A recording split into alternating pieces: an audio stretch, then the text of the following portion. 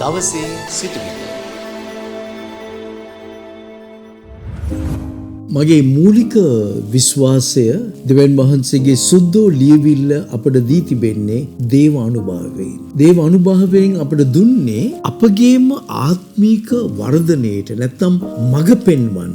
දෙවියන් වහන්සේගේ සිතුවිලි, දෙවියන් වහන්සේගේ ප්‍රතිපත්ති, දෙවියන් වහන්සේ අපේ එක ක්‍රියා කරන ආකාරය අපට පෙන්눔 කරන්නයි. එම නිසා හැම කිතුණුවෙකුගේම මූලික උත්සාහයක් වන්නට ඕනේ දෙවියන් වහන්සේගේ වචනය ගැඹුරින් ඉගෙන ගන්නට. ඒ ගැඹුරින් ඉගෙන ගන්න පුළුවන් වෙන්නේ අපි ඒ පොතක් අරගෙන ඒ පොත ක්‍රමානුකූලව අධ්‍යයනය කිරීම තුලින් වෙයි. ගොඩක් අයට පුරුද්දක් වෙලා තිබෙනවා එක තැනකින් එක වගන්තියක් කියවනවා, තව තැනකින් තව වගන්තියක් කියවනවා, තුන්වෙනි තැනකින් තව වගන්තියක් තෝරාගෙන ඒ සන්දර්භයට අවධානය යොමු කරන්නේ නැතුව අපිට ඕන දෙය අපි ප්‍රකාශ කරනවා. ප්‍රියද සහෝදරි, මම ඔබට කිව්වා නම් මට ලියුම් 3ක් යාළුවෝ 3 දෙනෙක්ගෙන් ලැබුණයි කියලා. එක යාළුවෙක්ගෙන් එක කොටසක් අරගෙන දෙවෙනි යාළුවා මට එව්වා ලිපියෙන් තවත් කොටසක් අරගෙන තුන්වෙනි යාළුවා මට එව්වා ලියුමෙන් තවත් කොටසක් අරගෙන මේ කොටස් 3 එකට සම්බන්ධ කරලා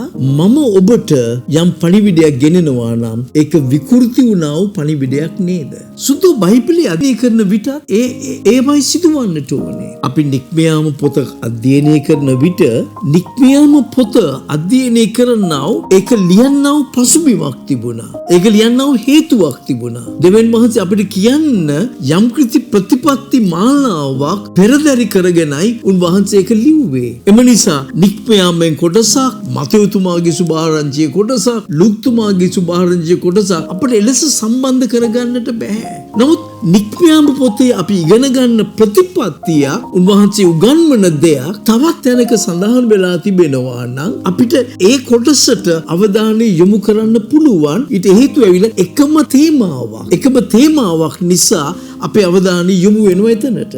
මගේ ඉල්ලීම මෙයයි. මම මෙලෙස නික්මයාම පොත, එසේ නැතිනම් මුල් කාලයේදී උපාති පොත, නැතිනම් දානියෙල් තුමාගේ පොත අපි මෙලෙස ඉගෙන ගත්තේ දේව වචනයට විශ්වාසවන්තව ඉගෙන ගන්නට දොර අරින්නයි. අද අපි අවධානය යොමු වන්නට යනවා නික්මයාම පොතේ 12 වෙනි පරිච්ඡේදයේ. 12 වෙනි පරිච්ඡේදයට අපි අතුල් වෙන විට මේ පාස්කු කියන වචනේ නැතිනම් pass over and the festival of unleavened bread, මේ pass over කියන සංකල්පය අපි ඉගෙන ගන්නට ඕනේ. ඊට හේතුව ඇවිල්ලා pass over කියන සංකල්පය පුරාණ ගිවිසුමේ නික්මයාම පොතේ ආරම්භ වුණත් ඒක ඇත්තෙන්ම නව ගිවිසුමේ දෙවියන් වහන්සේ කරන්නට යන්නව තමාගේ පුත්‍රයාගේ ජීවිත පූජාව ගැන ඡායාවක් පමණයි. මම ඉතිසලා සඳහන් කරලා තිබෙනවා පරණ ගිවිසුමේ සමහර ඉගැන්වීම් තිබෙනවා.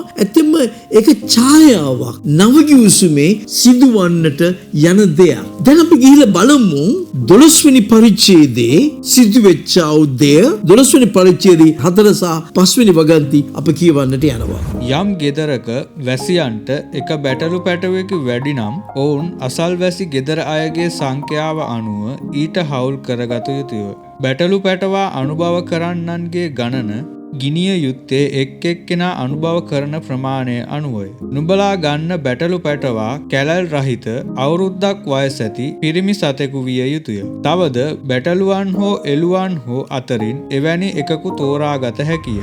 ප්‍රිය සහෝදරයනි, අපිට කියනවා පවුලේ සංඛ්‍යාව අනුව බැටළු පැටුවෙකු තෝරා ගන්න කියලා. ඊට පස්සේ 8 වෙනි වගන්තියේදී කියනවා ඒ සතාව මරලා අනුභව කළ යුතු ආකාරය. එම රාත්‍රියේදී උගේ මාංශ අනුභව කළ යුතුය. එය අනුභව කළ යුත්තේ මදගින්නේ පුළුස්සා නුමුහුන් රොටි හා තිත්ත පලා සමගය. ඔහුගේ මාංශේ, සතාගේ මාංශේ කන්නට ඕනේ පුළුස්සා, තිත්ත පලා සහ මුහුන් නොකරපු රොටි සමගය. 10 වෙනි වගන්තිය කියනවා කිසිම කොටසක් ඌගේ අපි 10 වෙනි වගන්තිය කියමු. උදය කාලය දක්වා ඉන් කිසිවක් තුරු නොකළ යුතුය. උදය කාලය දක්වා යමක් ඉතුරු වී නම් එය ගින්නෙන් පුළුස්සා දැමිය යුතුය. ඒක පුළුස්සා දමන්නට ඕනේ. 11 වෙනි වගන්තිය අපට කියනවා ඒක කොයි ආකාරයට අනුභව කළ යුතුද කියලා. තවද නුඹ එය අනුභව කළ යුත්තේ මෙසේය. ඉඟ පැටිය බැඳ පාවහන්ලා සැරෑටියගෙන එය ලහිලහියේ අනුභව කළ යුතුය. මන්ද එය සමිදානන් වහන්සේ වන මාහට පවත්වන පාස්කුව බැවින්. 7 වෙනි වගන්තිය දිහා බලන්න. උගේ ලෙයින් ටිකක් රැගෙන බැටළු පටවා අනුභව කරන අයගේ ගෙදරේ දොරේ උළුවහු කණු දෙකේද උළුවස්සේ උඩලීයේද තැවරිය යුතුය. ප්‍රියද සහෝදරනි, මේක වණ්ඩ කන්න ඉන පැට්ට ගමනක් යන්නට සූදානම් වෙලා සිටින ආකාරයට ඒ සමගම ලේ සතාගේ ලේ අරගෙන උළුවහුවල ලේ සලකුණක් තබන්න. දැන් අපිට හේතුව කියනවා 13 වෙනි වගන්තියේදී. නුඹලා සිටින ගෙවල් මත තවරා ඇති ලේ නුඹලා ඒවායේ සිටින බවට ලකුණක් වන්නේය. මම ලේ දකින විට නුඹලා පසු කර යන්නෙමි. මිසර දේශයට මා පහර දෙන විට ඒ මාරක දඬුවම නුඹලා වෙත නොපැමිණෙනු ඇත.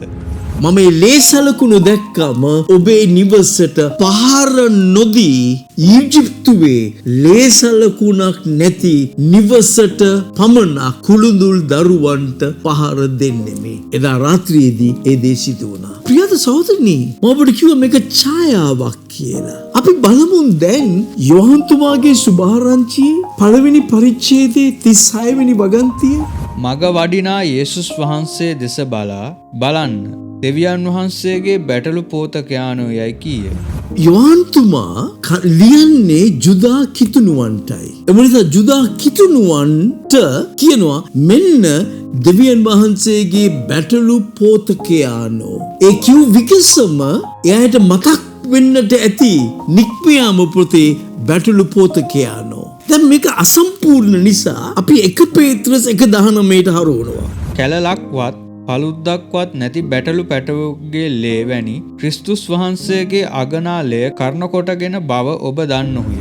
ප්‍රියතුද, ඔබට පේනවද මෙතන කැලලක්වත් නැති බැටළු පෝතකයානෝගේ ලේ හෙලීම තුලින් ඔබ පාප කර්මයෙන් නිදහස් කරනු ලැබුවා. ප්‍රියද සහෝදරනේ, නික්මයාම පොතේ ආරම්භය ඡායාව. ක්‍රිස්තුස් ස්වාමීන් වහන්සේව හඳුනා දුන්නේ බැටළු පෝතකයානෝය.